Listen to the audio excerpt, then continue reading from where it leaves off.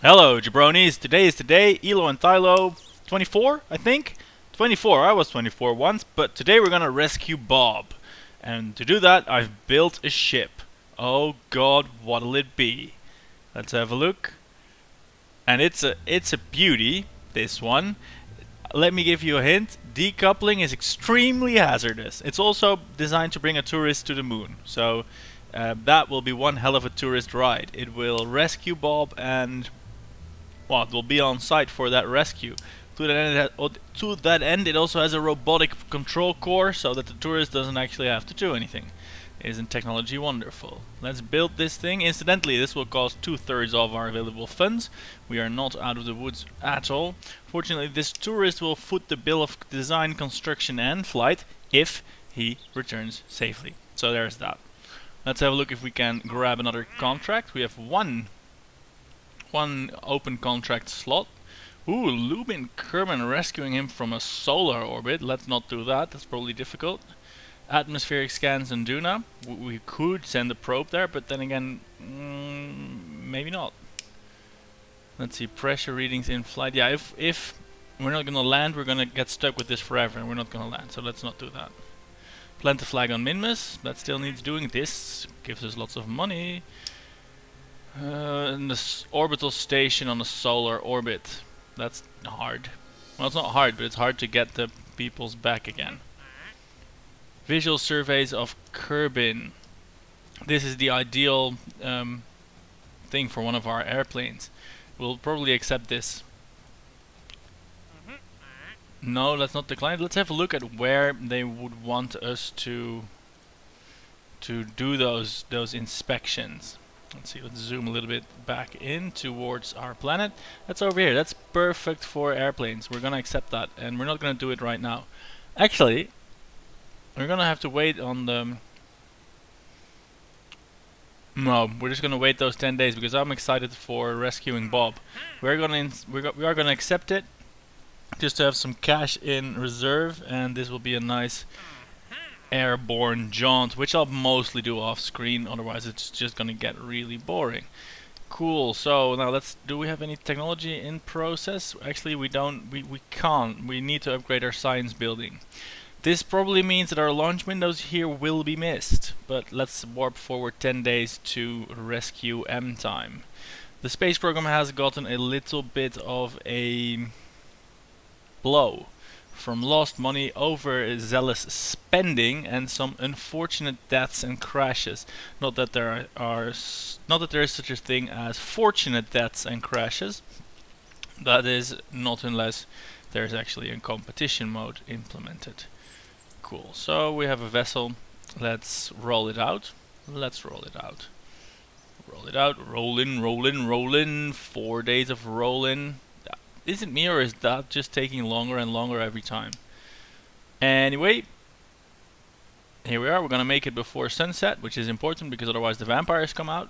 And just a little bit more. Oh, the harvester is still over there? Or is that the crashed harvester? It's probably the crashed harvester. Right, doesn't matter because we are gonna launch something from the VAB. And we are not gonna bring a bill. We are going to bring, wait, let's cancel this for good measure. No, we don't have to cancel. We can look which tourists, science data from space around Kerbin. Well, we can do that for sure. Actually, no, because I didn't put antennae on this ship because I'm a genius. Burpons, are you kidding me? Burpond want to land on the moon and do a suborbital Minmus flight? Well, anyway, we're gonna bring Burpond. Or we could bring Thierry. I mean, we'll be landing, but landing is... a suborbital flight is included in that for sure. Yeah, let's bring Thierry. She will pay us the most money immediately. Damn it, I need to read these things before designing missions. Right, Thierry the Kerbin tourist. And we'll leave the command seat open for Bob. Yeah. Cool. Let's launch it. Now I'll tell you what I discovered during design. That the separation of the solid boosters and the liquid boosters is actually very perilous. And it's also important to keep the correct course. Now in the simulations I had a pilot. Of course Terry won't be a pilot. So we'll see how well this goes. Oh, another quirk, let's call it a quirk of this design, is that it absolutely cannot go supersonic with these boosters still attached. Every time I went above 330 meters per second, which is approximately Mach 1, with the boosters still attached, things went cartwheely and horrible. So we'll be throttling back the liquids until the solids have burned out. And then we'll well, basically throttle up to full with these liquid boosters that feed into the central stack, and then ditch them. And then when they are ditched, everything will go according to plan and we'll head for the moon. That's the plan.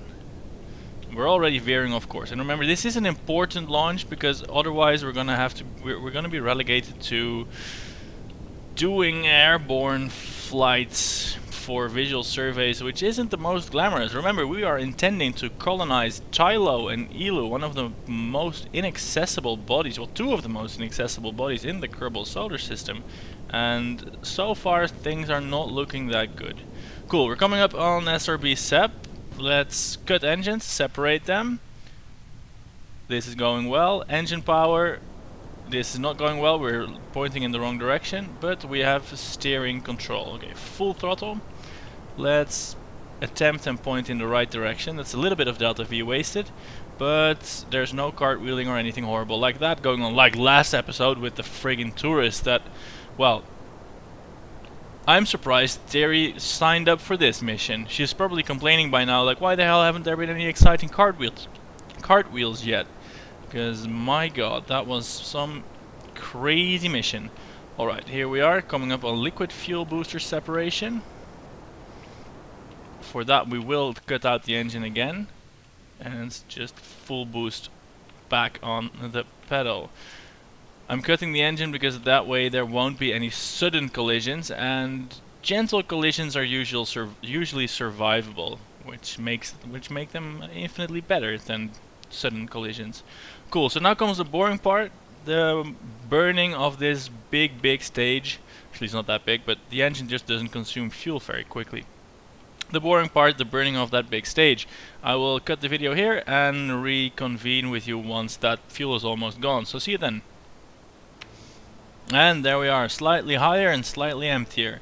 We're coming up on 1800 meters per second and the fuel in this stage is almost gone. We'll need about 2 kilometers per second from here to get to the moon, land there, and actually that figure probably doesn't match because I just said the first number that came into my head, which happened to be 2. Anyway, let's ditch this stupid stage. We are now on our high efficiency lunar transfer bus and our orbit is looking fairly orbital already. We need a little bit more punch, and this is possibly an even boringer stage than the first one, but I wouldn't keep the separation event exciting as it was from you. And let's pooter along on the Poodle engine.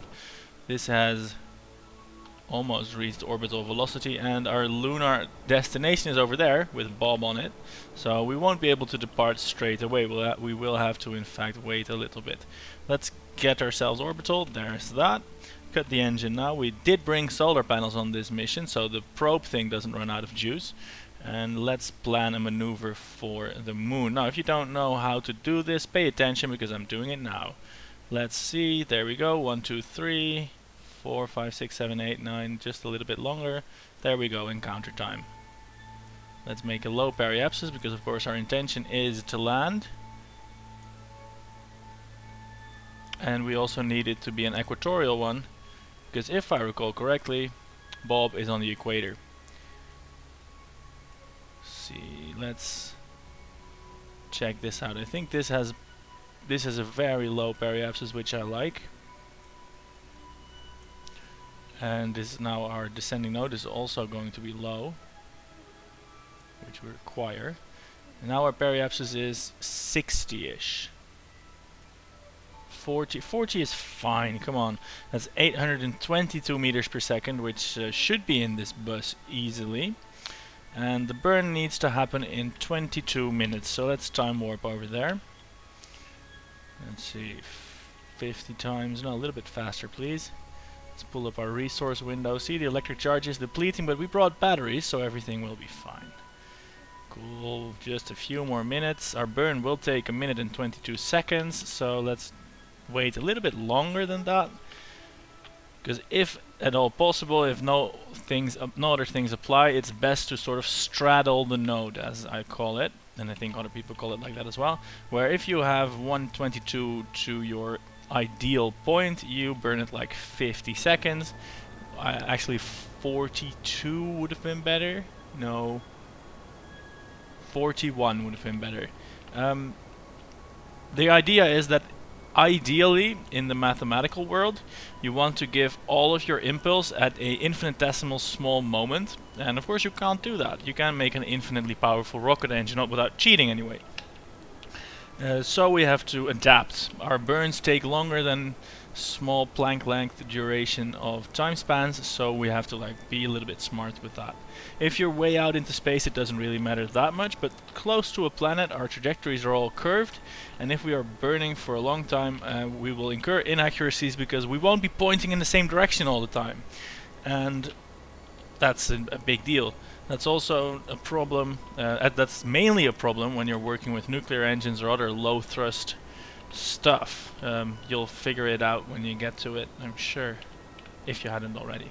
Cool, and with that sort of explanation, or like, I wouldn't dare call that an explanation, but that sort of wibbly wobbly word spaghetti, we are now through the burn. Let's see, there we go, green check mark. All the way. Oh, we're actually on a collision course now. That's not great. A little bit more thrust? No, we actually need less thrust. Because we're on an even harder collision course now. Fortunately, we still have pretty much all the fuel we need. Ooh, a periapsis of 2 kilometers. Maybe we want that to be a little bit higher, eh? Actually, everything I said about us needing less thrust was wrong. We actually need slightly more. So here we go, 22 kilometers, I should be able to work with that. Let's time warp to the sphere of influence margin. You will notice that we are not spending any time on science. That has a couple of reasons. Most importantly is the science here has pretty much been scienced out. The only living thing on board this ship is a tourist. We can't expect him to do decent science, and of course this is a rescue slash tourist operation, so we really don't want to. No, that's bullshit. This is an everything operation. This is rescue, touristy, I don't know what else. It's a mission. That's what it is. Cool. Let's see. Where is our friend Buster? He's in this crater over here. Set as a target. That's actually not as equatorial as I would have liked. So let's get into an orbit that at least goes somewhat near Buster. And then we'll have to alter our course once we are in said orbit to actually go near him, because, well, of course we shouldn't forget that Buster is a fully capable astronaut. He even has a rocket ship that has a little bit of fuel in it, although it's not going to be enough to fly anywhere. And he has a jetpack, so if we land within like a few kilometers, that's fine, but I don't want him to have to walk like 100 kilometers. That's decidedly unfine. So we are going to attempt to land a little bit close to him. Let's see, here we have Thierry. She signed up for a suborbital trajectory around the moon. That basically means any trajectory that's a ramming trajectory. And I don't think the one we were on from Kerbin will count. We need to be close to the moon to actually have it count. But we will of course be on such a trajectory on the way to landing. I hope she won't feel gang pressed into that landing, but hey, that's life sometimes. Sometimes you land on celestial bodies you really didn't want to go in the first place. That's what you get for signing up with Lorenzo Space Program. 1 second please. And we're back. That was a phone call from the tourist board asking where one of their favorite tourists had gone off to, and I said that they had a wrong number. Cool, where are we now? We need to go to Buster. How did he get such a polarized orbit? That's not the proper term for an inclined orbit, but I thought it was nice. We're gonna have to expend delta V to get there. Something like this. Of course, we shouldn't forget that the moon actually rotates, but with this I think we will be able to land in his general vicinity. We have high thrust engines, so we can do fairly daring trajectories. Cool, that's another 245 meters per second that I hadn't counted on, but the mission should have it in abundance. That should be fine. Come to think of it, the amount of delta V that was lost in last episode's somersault was tremendous, because this rocket was far smaller, and so far we are having plenty of fuel for everything. This just makes me hate yesterday's rocket more, because it could have been such a glorious mission, but instead we're now mucking about the moon again with a tourist. Of course, we're actually fixing multiple failures in one go now. We had Terry that didn't get her complete itinerary completed, and we had Bob that actually got left behind. But let's not complain too much about that. You may note that I didn't actually put snacks on this ship. That's because it's robot controlled. I don't care if Terry goes hungry. I'm assuming she booked economy class and she'll have brought her own snacks. And Bob actually has a fairly good supply of snacks, and he will be able to keep his mouth empty of food whilst enjoying the relatively short journey back to Kerbin. So this vessel did not actually require life support. It's only been en route for 5.5 hours, so that's fairly good. Cool, now comes the part where we are actually on. This is the part Terry paid for, the suborbital trajectory over the moon. Are we gonna land in the darkness? Not quite, but oh shit! Slow down, I'm over warping hard. Yes, let's switch this to orbital mode and slow the fuck down. I didn't mean to say fuck, sorry. Full boost on this. The good news is we're gonna come down pretty damn close to Bob. That's certainly good. That's our bus gone. I hope that won't fall on top of dear Bob. That would be a little bit of a pity for him. No, that's gonna fly off by and large. Right, let's cut the engine now and try to land straight on top of him by use of a maneuver node.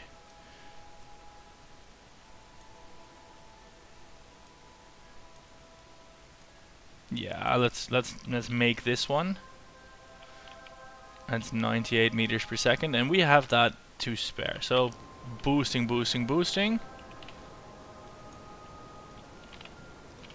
And this is the nice thing about a high thrust engine, is we can basically wait until the last moment to actually land. So to actually slow down our descent. Of course we're going to wait till the last moment to actually land. You can't really land in the middle of your descent. That's nonsensical. Okay, time warping. 14 kilometers up. Alright, let's kill our horizontal velocity now. Ha! We can read the flag. It says, "Come get me! Love, Bob." Well, here's Terry, the untrained tourist astronaut that will in fact come get you, Bob. No worries. Everything will be fine.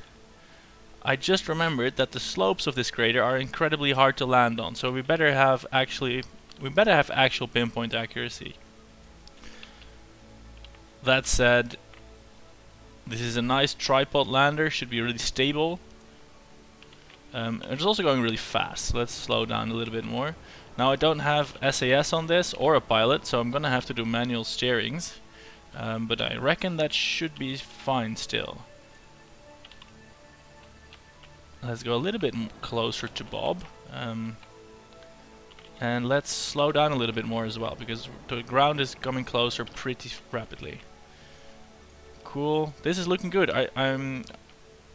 I'm enthusiastic for our landing spot, and I don't know what happened to my language skills. That was a weird way to say enthusiastic. 30 meters per second. I'm gonna shut up now in a bit. I want to stick this landing and not muck it up. There's tourists on board, and Bob is counting on us. All these things and more. Damn it! We even had the fuel to land here and swing by Minmus and we even could have brought the other tourist. So. Darn it. But there was a contract in the contract window that asked for a flag on Minmus.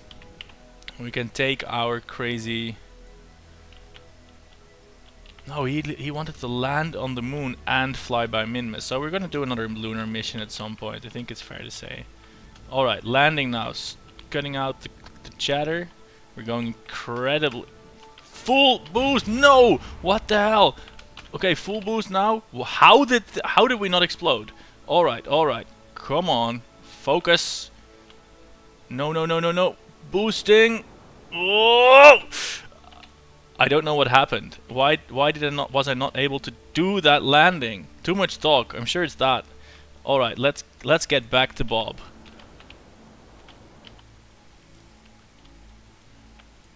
Please give me a target marker. Alright, all questions of tourists are now off the table. This mission has turned hazardous. I don't know how that happened. I think the engine is just too powerful. We even hit the ground. We lost a few solar panels, I think. But, oh well. We're still within 1.6 kilometers of Bob. Is it the gimbal? Why? How did our lateral velocity remain so high? Of course I know why, as I'm an idiot. Alright, 1.2 kilometers is easily close enough. I'm gonna engage precision mode on the controls. And let's try that again. I can't believe we're not dead. This should have been the death of the space program, honestly. Honestly, what was I expecting? Alright. Precision mode helps. Precision mode helps. Alright, cutting. Rotation, no. No.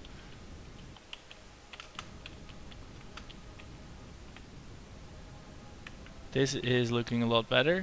A little bit more engine. Go. Yes. Come on. Alright, that's something. Inventory. What exploded? We have solar panels here. We have solar panel. We lost just one solar panel? Really? Yeah, just one solar panel. Right. Okay then. Terry got her somersaults. And we have Bob here. Is he still transmitting stuff? Bob can take the data with him. Alright, Bob, go outside please. Grab the experiments. And head to your rescue ship. And do so by using thrusters, not walking, you fool. Alright. Wow. The mission was salvaged by nothing but sheer incredible luck.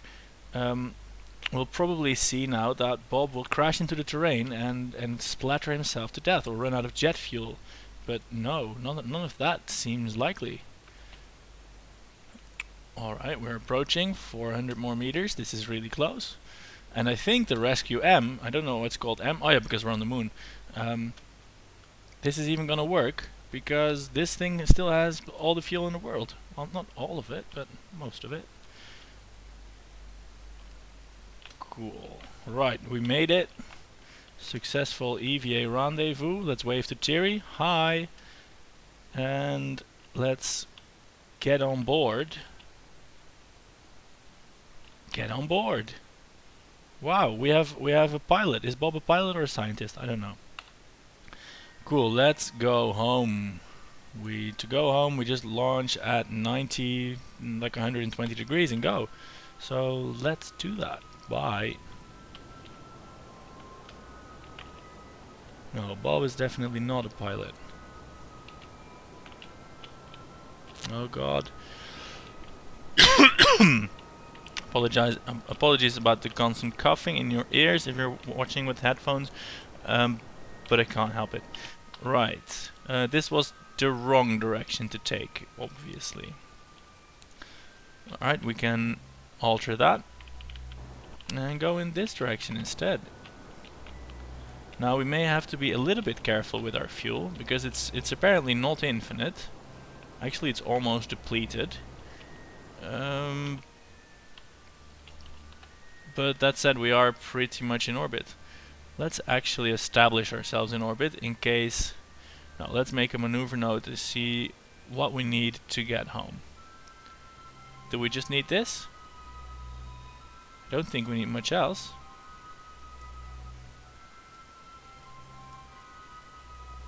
Yeah, 130 kilometers. 6 kilometers. We just need this. We have this much delta V, surely. That's fine. Alright. Prepare to ditch our outer tanks and landing gear. And that will leave us with a fairly tiny amount of fuel. Alright, let's ditch them safely. Where are they going? They are also... Oh, they're gonna end up in this orbit. Well, that's not very tidy of us, but can't really help it. Can't be helped.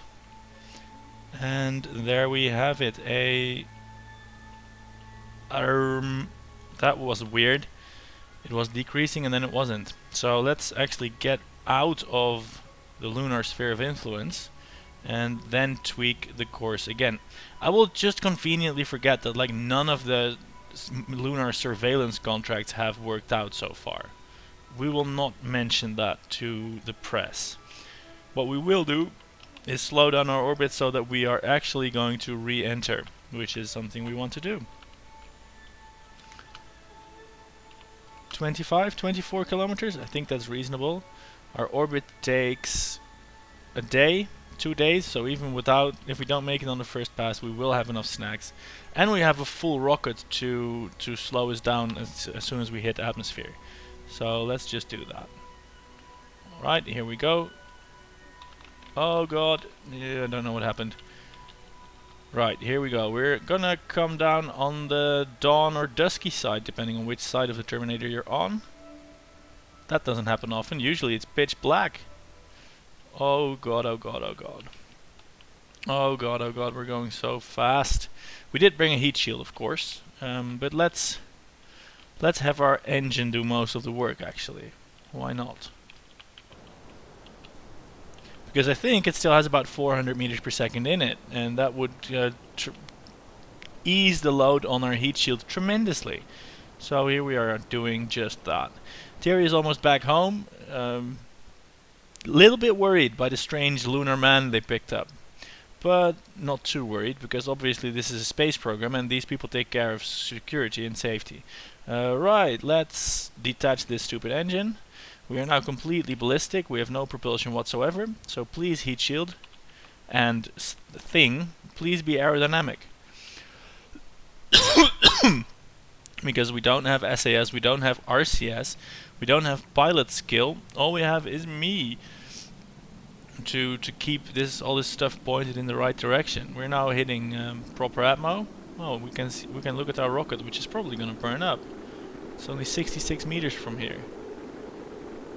Our ablator isn't ablating yet, so oh look, there we go.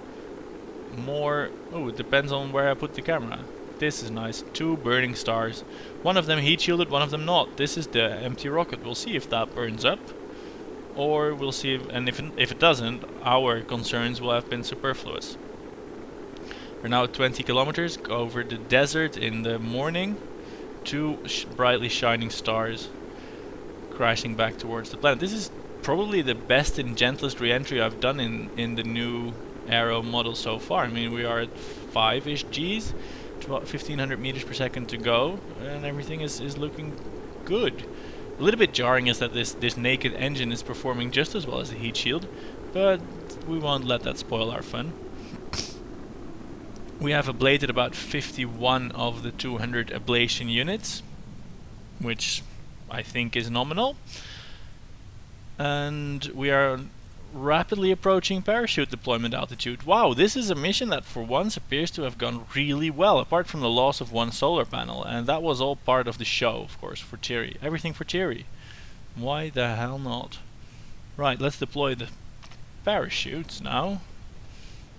Now suddenly that engine appears to be going really fast. We'll use it as an altimeter. The engine explodes at, because we are coming down in some kind of mountainous terrain. We've got 1.5, 2. The mountains can't be higher than 1.5 kilometers now. It's actually fairly low mountains. 1.3 kilometers, no, only 1 kilometer for the mountains. Because we're at 3 and this is at 2.5. Oh, there it goes. I wonder why that delayed its explosion so much, but it doesn't really matter. I hope that the tourists in this pod will survive. I could have mounted more parachutes, of course, so that they would come down even slower. But I reckon 2 parachutes should be enough for 2 pods and a computer drone. Right. We will find out soon. I've never landed in a sand dune. Cool.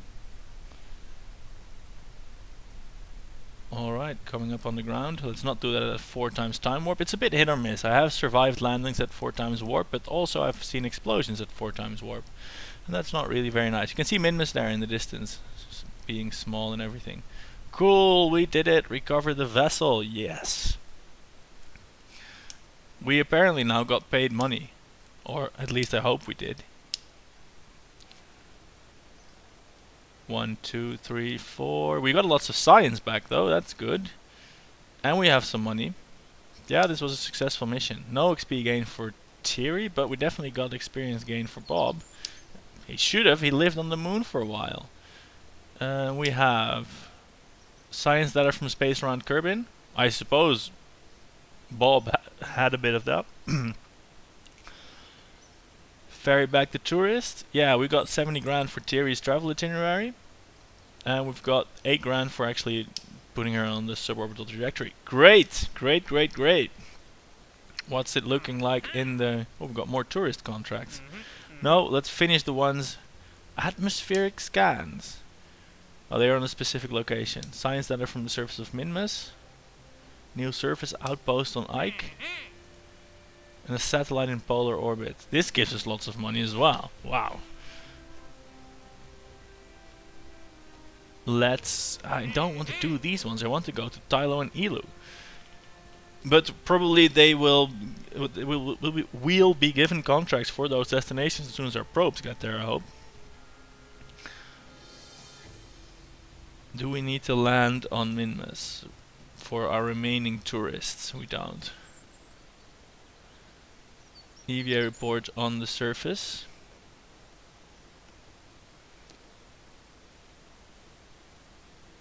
Visual surveys of the moon. We had this. Yeah, we need to go to Minmus and the moon here, and suborbital spaceflight on Minmus. So these 2 guys need to... Hell, we can use the ship we just had, the rescue one, stuff it full of tourists, go past Minmus, land on the moon and go back. I'm gonna do that. I'm gonna build this ship again, stick 2 tourists in it and do the mission. I won't do it this episode, and I probably won't even do it on screen, or at least very sparsely. Was this a good ship? I think it was. It did really well. It had a manual for sure, but it did really well. Let's build it. Right, so that's Bob rescued, and a first resounding success for the space program, I think. Not everyone died. In fact, no one died. That's great. So, hey, if you liked it, subscribe, do all the social stuff, and watch the next episode. That's the most important bit. I'm Lorenzo. Thanks for watching. Goodbye.